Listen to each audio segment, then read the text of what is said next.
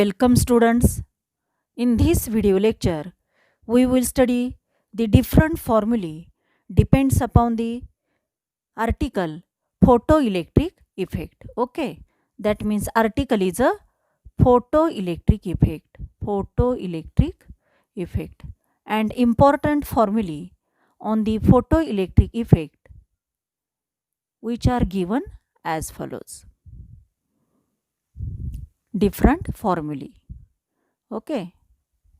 Which are these formulas are? One is, we know that when light radiations incident on the metal surface, then that light radiations contains number of photons and each photon has energy E equal to h nu. Okay, E is equal to h nu. That means E is the energy of photon, where h is the Planck's constant and nu is the frequency of incident radiation. Also we know that C equal to nu into lambda. Therefore we can write nu equal to C divided by lambda. Okay, C divided by lambda. If we put this value of nu equal to C divided by lambda in this equation, then we can write the formula for the energy of photon in terms of wavelength, and this formula of energy of photon in terms of frequency. Okay, therefore h in nu equal to C divided by lambda. Therefore we can write C divided by lambda. Okay, this gives the formula of the energy of photon in terms of wavelength. Okay, then we can write third formula. This formula gives the energy of a electron beam, energy of a light beam or light radiation, energy of light radiation, capital E is equal to n h nu. Okay, capital E equal to n h nu. This is the formula of energy of one photon, and if that light radiation contains number of photons, that means small n is the number of photons, and out of these photons one photon has energy equal to h nu. Therefore म्हणजेच काय, तर एका फोटॉनची energy जर H new असेल आणि त्या light रेडिएशनमध्ये जर N photons असतील, तर त्या लाईट रेडिएशनची एनर्जी किती होणार, number of photons into energy of one photon, that means small n into h nu, where n is the number of photons. Okay, then again we know that next formula here we see C equal to nu divided by nu into lambda, that means velocity of light equal to frequency into wavelength of light. Okay, this formula can be written in the form of threshold frequency and threshold wavelength. Okay, therefore we can write this formula in terms of threshold frequency and threshold wavelength, where nu 0 is the threshold frequency. Okay, threshold frequency, and lambda 0 is the threshold wavelength. Okay, threshold wavelength. Then we see next formula, and these formulae are about the photoelectric effect or the Einstein's photoelectric equation. We know that the formula for the work function, that means notation for the work function,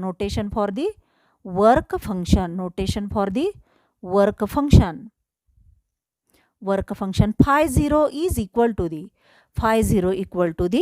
h nu 0. Phi 0 is equal to the h nu 0. Phi 0 is the work function. It is the minimum amount of energy required to eject that electron from the metal surface. It is the minimum amount of energy required to eject that electron from the metal surface. And if we change the metal, then value of the work function also changes. Okay, then also we can write the formula for the Einstein's photoelectric equation, that means h nu is equal to phi 0, okay, work function plus 1/2 mv square maximum. That means kinetic energy of the emitted photoelectron. That means we know that when light radiations are incident on the metal surface and that light radiations contains photons, then that photon has a energy h nu, and that photon is absorbed by the electron, okay, and absorbed energy by that electron is also equal to h nu, because it is the energy of photon, and that absorbed energy by that electron is utilized for the two purpose.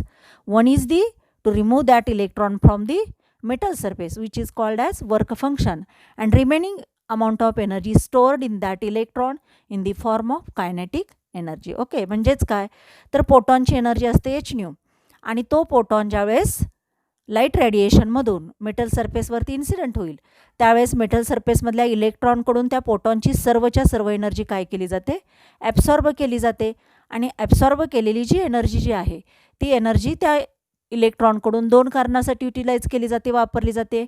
एक आहे to remove that electron from the metal surface. Okay, that means that energy which is required to remove that electron from the metal surface is called as work function phi 0, and remaining energy stored in that electron म्हणजे राहिलेली energy त्या इलेक्ट्रॉनमध्ये kinetic एनर्जीच्या फॉर्ममध्ये साठवली जाते. Okay, then this equation again we can write this equation as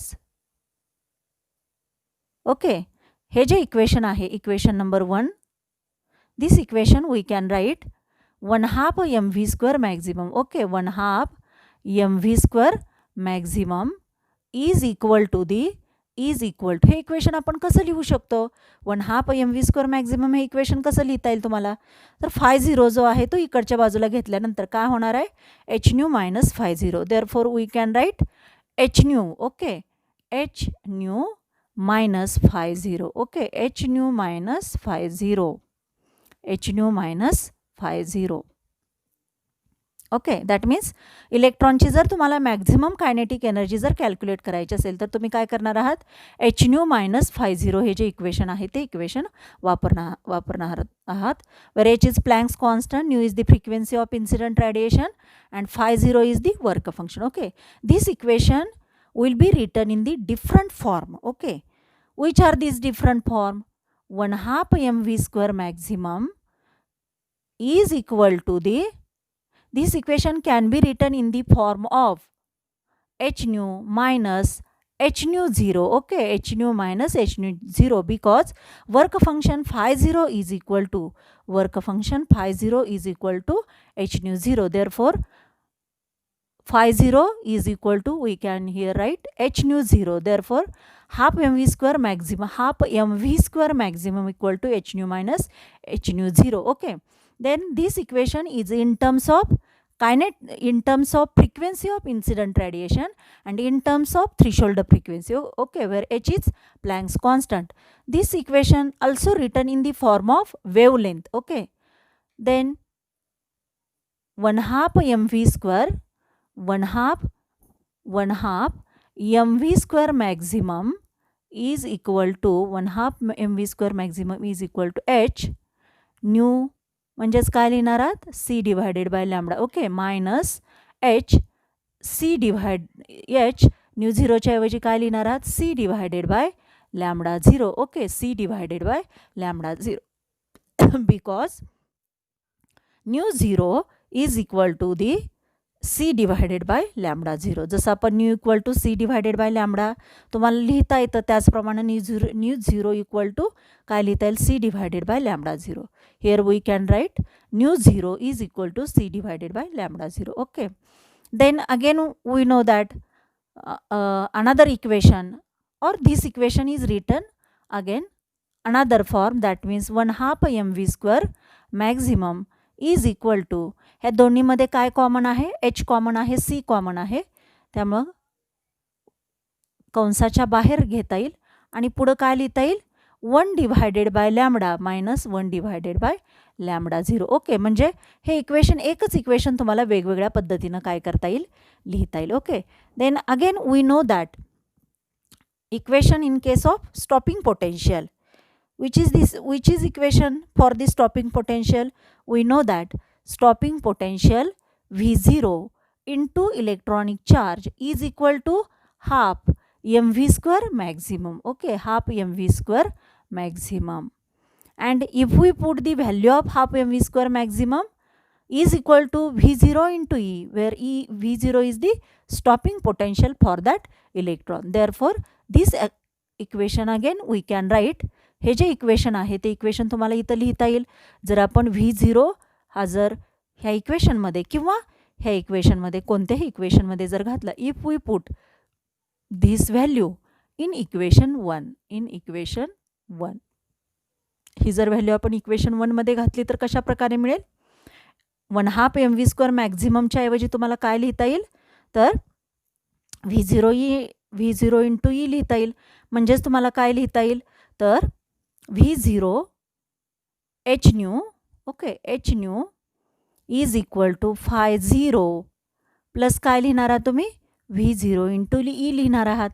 phi0 जर आपण इकडे घेतला तर काय लिहिणार आहात? h new minus phi0 is equal to V0 into E. Okay, therefore again we can write this equation for calculation of the stopping potential. Okay, here E is multiply, therefore again divide this E in this side, therefore H nu divided by E minus phi0 divided by E is equal to V0.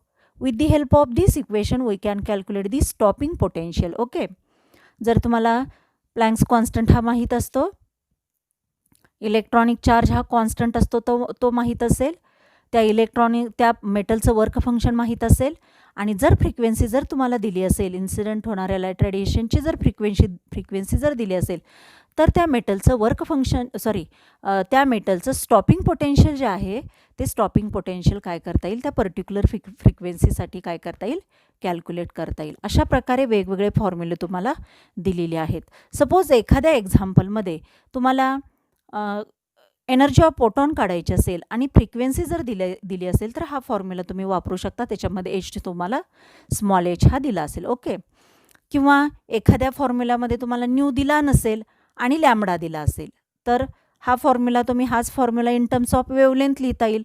कसा लिहिणार आहात? E equal to HC divided by lambda. म्हणजे nu न देता lambda जर दिला असेल, म्हणजे वेवलेंथ दिली असेल, फ्रिक्वेन्सी न देता वेवलेंथ दिली असेल एखाद्या एक्झाम्पलमध्ये, तर तुम्हाला हा फॉर्म्युला वापरता येईल. E equal to HC divided by lambda and H is constant and C is also constant. Value of H is the 6.63 into 10 raised to minus 34 joule second, and C is the velocity of light which is also constant, and C is equal to 3 into 10 raised to 8 meter per second. Okay, then again we can calculate the energy of incident light radiation N into h nu, where N is the number of photons, H is the Planck's constant and nu is the frequency of incident radiation. म्हणजे एका फोटॉनची energy किती? h nu. अशा प्रकारे किती photons आहेत? तर n जर photons असतील तर त्या टोटल इन्सिडेंट होणाऱ्या लाईट रेडिएशनची एनर्जी किती येणार आहे? n into h nu, where n is the number of photons. ह्याच्यावरती तुम्हाला एक्झाम्पल जे आहे ते एक्झाम्पल काय केलं जातं? विचारलं जातं. तुम्हाला हा फॉर्म्युला वापरून सोडवता येईल. Okay, then C equal to nu into lambda, हा 11वीमध्ये सुद्धा तुम्हाला फॉर्म्युला गेलेला आहे, तुम्हाला तो माहीत आहे. आता हाच formula in terms of threshold wavelength and threshold frequency लिहिता येईल. C equal to nu 0 into lambda 0, where nu 0 is threshold frequency, lambda 0 is the threshold wavelength. Okay, then we can write the formula for work function phi0 equal to h nu 0. Okay, phi0 is the minimum amount of energy required to eject that electron from the metal surface is equal to h into nu 0, that means threshold frequency. Okay, then again we can write Einstein's photoelectric equation h nu equal to phi0 plus 1/2 mv square maximum. Okay, where phi0 is the work function, nu is the frequency of incident radiation, m is the mass of that electron, and v is the velocity of that emitted electron. Okay, suppose आपणाला हेच equation तुम्हाला suppose असं विचारलं, calculate the velocity of the emitted photo electrons. V हे काय denote करणार आहे, velocity of the emitted photo electrons. Okay, म्हणजे आता इथं तुम्हाला सांगता येईल बघा, हेच इक्वेशन आपणाला व्हिलॉसिटीसाठी कशा प्रकारे लिहिता येईल. एखाद्या एक्झाम्पलमध्ये असं विचारलं असेल, एच दिला असेल, न्यू दिला असेल, फाय झिरो दिला असेल, एम दिला असेल आणि विचारलं असेल की calculate the velocity of emitted photo electrons. मग आता इथं व्हिलॉसिटीसाठी नोटेशन कुठं आहे, तर व्ही आहे. व्ही स्क्वेअर नको आहे आपणाला, तर व्ही पाहिजे. म्हणजे काय करता येईल, हे इक्वेशन व्ही स्क्वेअरमध्ये अगोदर कन्वर्ट करून घेता येईल आणि नंतर त्याचं काय करता येईल, तुम्हाला स्क्वेअर रूट किंवा वर्गमूळ जे आहे ते वर्गमूळ तुम्हाला घेता येईल. ओके, म्हणजे कशा प्रकारे इक्वेशन लिहिणार आहात तुम्ही, तर बघा कशा प्रकारे लिहिता येईल. अगोदर हे व्ही स्क्वेअर मॅक्झिममच्या फॉर्ममध्ये काय करता येईल, कन्वर्ट करता येईल. म्हणजेच H new. Okay, h nu minus काय लिहिणार आहात तुम्ही, एच न्यू मायनस काय लिहिणार आहात, h nu minus phi zero. Okay, h nu minus phi zero equal to काय मिळेल तुम्हाला, half m v square maximum मिळेल. Okay, half m v square maximum मिळेल. आता आपणाला काय करायचं आहे, तर व्ही मॅक्झिमम पाहिजे. म्हणजेच काय लिहिता येईल, देअरफॉर. अशा प्रकारे इथे इक्वेशन परत काय करता येईल, तुम्हाला लिहिता येईल. देअरफॉर बघा काय लिहिता येईल, v square maximum is equal to काय लिहिणार आहात, हा जो 2 जो आहे तो इकडे डिवाइड आहे, इकडे गेल्यानंतर काय होईल, मल्टिप्लाय होईल. आणि एम जो मल्टिप्लाय आहे व्ही स्क्वेअरला तो काय होणार, इकडे आल्यानंतर डिवाइड होईल. म्हणजे हे इक्वेशन कसं लिहिता येईल, 2 into H nu minus phi zero. Okay, minus phi zero divided by काय लिहिणार आहात, स्मॉल एम लिहिणार आहात. ओके, म्हणजे हे इक्वेशन कशासाठी मिळालं, व्ही स्क्वेअर मॅक्झिममसाठी हे इक्वेशन जे आहे ते इक्वेशन तुम्हाला मिळालेलं आहे. व्ही स्क्वेअर मॅक्झिमम म्हणजे काय, तर maximum velocity with which that electron is emitted.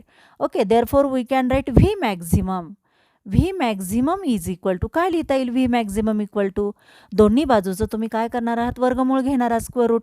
ह्याचं जर वर्गमूळ घेतलं, कारण आपल्याला व्ही मॅक्झिमम पाहिजे, म्हणजेच हे एल एचचं जर स्क्वेअर रूट घेतलं तर आर एचचं सुद्धा काय करावं लागेल, स्क्वेअर रूट घ्यावं लागेल. वर्गमुळामध्ये काय येणार आहे, 2 ऑफ एच न्यू मायनस काय लिहिणार आहात, फाय झिरो लिहिणार आहात. Okay, h nu minus phi zero divided bye काय लिहिणार आहात तुम्ही, एम लिहिणार आहात. डिव्हाइड म्हणजेच हा फॉर्म्युला कसा लिहिता येईल तुम्हाला, v maximum equal to under root of 2 h nu minus phi zero divided by m. म्हणजे हा 2 हा एच न्यू मायनस फाय झिरोला मल्टिप्लाय असणार आहे. ओके, फॉर्म्युले जे आहे ते फॉर्म्युले दिलेले आहेत आणि जसं एक्झाम्पल विचारलं असेल त्या प्रकारे तुम्हाला तो फॉर्म्युला सिलेक्ट करता येईल आणि त्याच्यावरून तुम्हाला एक्झाम्पल जे आहे ते एक्झाम्पल काय करता येईल, सोडवता येईल. Okay, welcome students.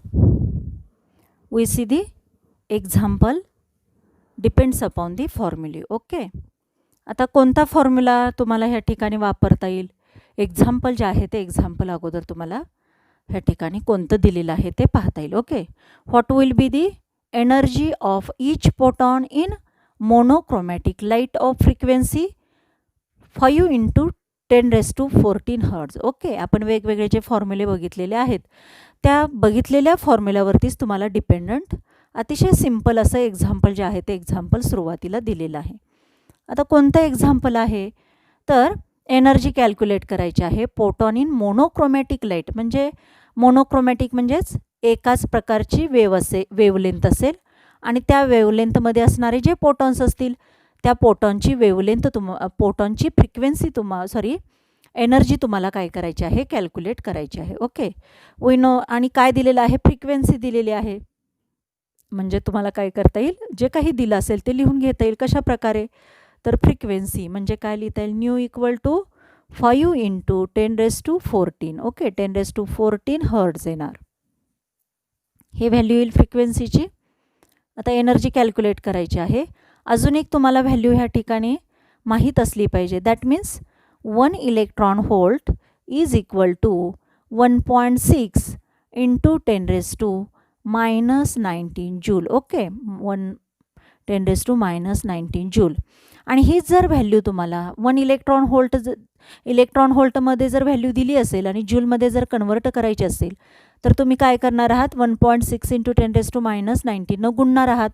मात्र जर जूलमधली व्हॅल्यू जर तुम्हाला इलेक्ट्रॉन व्होल्टमध्ये जर कन्वर्ट करायची असेल तर काय करावं लागेल, दिलेली जी काही व्हॅल्यू असेल, जूलमध्ये जी काही व्हॅल्यू दिली असेल त्या व्हॅल्यूला कशाने डिवाइड करावं लागेल, तर 1.6 इंटू 10⁻⁹ नी डिव्हाइड करावं लागेल. मिळणारी जी व्हॅल्यू आहे ती व्हॅल्यू कशामध्ये मिळणार आहे, इलेक्ट्रॉन व्होल्टमध्ये व्हॅल्यू मिळेल. ओके, तर अशा प्रकारे हे कन्वर्शन तुम्हाला माहीत पाहिजे. इलेक्ट्रॉन व्होल्टची जर जूलमध्ये कन्वर्ट करायची असेल तर 1.6 इंटू 10⁻⁹ मल्टिप्लाय करणार आहात, गुणणार आहात.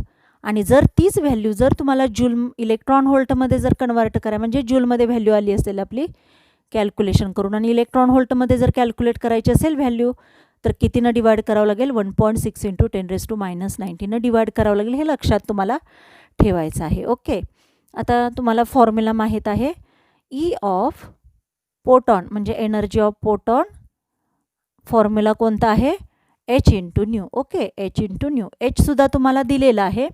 किती आहे एच, तर माहीत असतो, दिलेला असतो 6.63 इंटू 10⁻⁻34. ओके, जूल सेकंद. ही व्हॅल्यू तुम्हाला दिलेली आहे आणि माहीत असते व्हॅल्यू, आपण लिहून घेतली ह्या ठिकाणी ती व्हॅल्यू. आता काय करता येईल तुम्हाला, इक्वेशन जे आहे ते इक्वेशन सोडवता येईल.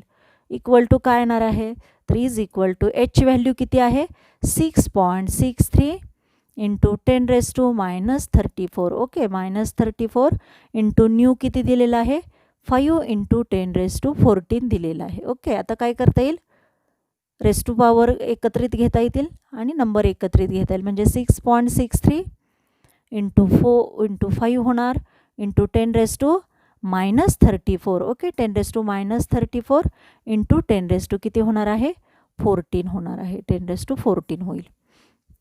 ओके, पुढं काय करता येईल, 5 मल्टिप्लाय करता येईल, किती होणार आहे, 15 होईल. ओके, 1 होणार आहे, 1 येईल.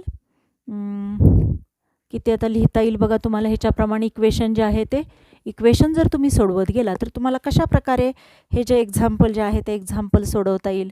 तर काय करता येईल, 5 मल्टिप्लाय करता येईल आणि 10⁻ पॉवर ज्या आहेत त्या काय करता येतील, एकत्रित घेता येतील. तर ते किती येणार आहे कॅल्क्युलेशन करून, तर 33 पॉईंट किती येणार आहे, 15 येईल. ओके, 5 मल्टिप्लाय जर केलं, करून बघा कॅल्क्युलेशन तुम्ही, 33.15 इंटू किती येईल, तर इंटू 10⁻⁻20 येणार आहे. ओके, 10⁻⁻20 कशा प्रकारे, तर हे दोन्ही वजाबाकी करा, तुमच्या लक्षात येईल 10⁻24 येणार आहे. आता हे आपण काय करता येईल, तर कशा प्रकारे लिहिता येईल, तर ही व्हॅल्यू जूलमध्ये मिळालेली आहे. ओके, 10⁻⁻19 कॅन्सल होण्यासाठी जर हा 10⁻⁻19 जर करून घ्यायचं असेल, हे कन्वर्शन तुम्हाला करता यायला पाहिजे. कशा प्रकारे येईल, तर 3.315 ओके इंटू 10⁻⁻19 घेता येईल. बघा कन्वर्शन समजलं का तुम्हाला, 10⁻⁻20 आहे. ओके, आपणाला हे 10⁻⁻19 आपण करून घेतलं, म्हणजे इथं काय होणार आहे, एक डिजिट डेसिमल पॉईंट हा इकडं सरकणार आहे. 33च्या ऐवजी किती होणार, 3.315 होणार आहे इंटू 10⁻⁻19. ओके, म्हणजेच 10 किंवा असंही लिहिता येईल 10⁻⁻19 आणि 10⁻⁻1 सेपरेशन करून घेता येईल याचं. आणि तो 10⁻⁻1 वर न्यूमरेटरला आहे, डिनॉमिनेटरला गेल्यानंतर काय होणार आहे, तर 10⁻+1 म्हणजे 10नी थोडक्यात त्याला डिवाइड करणार आहात, म्हणजे 3.3 येईल. ओके, 15 इंटू 10⁻⁻19 ही व्हॅल्यू कशामध्ये मिळाली तुम्हाला, तर जूलमध्ये व्हॅल्यू जी आहे ती व्हॅल्यू तुम्हाला मिळालेली आहे. ओके, आता ही जूलमधली व्हॅल्यू आपल्याला कशामध्ये कन्वर्ट करायची आहे, तर इलेक्ट्रॉन व्होल्टमध्ये. मग काय करणार आहात तुम्ही, तर ही energy of photon. Okay, energy of photon कशामध्ये मिळाली, तर जूलमध्ये मिळाली. आता इलेक्ट्रॉनची energy E of photon in terms of electron volt किती येईल, इन टर्म्स ऑफ युनिट कोणताही इलेक्ट्रॉन व्होल्टमध्ये कन्वर्शन करताना काय करावं लागेल, तर 3.315 इंटू 10⁻⁻19 जूलमध्ये मिळालेली व्हॅल्यू इलेक्ट्रॉन व्होल्टमध्ये कन्वर्ट करताना मी सांगितलं की काय करायचं, 1.6 इंटू 10⁻⁻19 काय करणार आहात तुम्ही, डिवाइड करणार आहात. हे एकमेकाला कॅन्सल होईल. ओके, कॅन्सल झाल्यानंतर काय मिळणार आहे तुम्हाला, तर हेच कसं लिहिता येईल बघा, इक्वल टू. ओके, किंवा इथं पुढं लिहिता येईल इक्वल टू काय करता येईल, इथं 16 करून घेण्यासाठी इथं किती लिहिणार आहात, 33 लिहिणार आहात. ओके, 33.15 लिहिता येईल. डिवायडेड बाय किती, 16 लिहिणार आहात. 10⁻⁻19 तर कॅन्सल झालेलं आहे. 16 डिवाइड करा, किती येणार आहे, 16 डिवाइड केल्यानंतर 16 2 जाईल. ओके, 16 2 जा, नंतर काय होणार, 1 शिल्लक राहिले. 1 1 म्हणजे किती होणार आहे, तर 11 1 म्हणजे जो काही तुम्हाला क्वेश्चन मिळेल तर किती येणार आहे, 0 येईल. 2.0 नंतर पुढं काय होणार आहे, कितीचा भाग लागेल, तर 7चा लागेल. ओके, 2.07 व्हॅल्यू मिळेल. इन टर्म्स ऑफ कोणतं युनिट येणार आहे, तर इलेक्ट्रॉन व्होल्ट. म्हणजे E of photon in electron volt तुम्हाला व्हॅल्यू किती मिळाली, तर ही व्हॅल्यू किती मिळाली, 2.07 इन इलेक्ट्रॉन व्होल्ट. ओके, म्हणजेच तुम्हाला energy of photon, okay, energy of photon किती मिळाली, इन टर्म्स ऑफ जूल किती मिळाली, इन टर्म्स ऑफ जूल, तर 3.315 इंटू 10⁻⁻19 जूल मिळाली. आणि in terms of electron volt in the unit of electron volt किती मिळाली, 2.07 इलेक्ट्रॉन व्होल्ट. ओके, अशा प्रकारे हे सिम्पल एक्झाम्पल आहे. अशा प्रकारचे वेगवेगळे एक्झाम्पल्स तुम्हाला परीक्षेमध्ये विचारली जातात, सो तुम्हाला ती सोडवता यायला पाहिजेत. आता वेगवेगळ्या प्रकारचे आपण एक्झाम्पल जे आहे ते एक्झाम्पल पाहणार आहोत. ओके.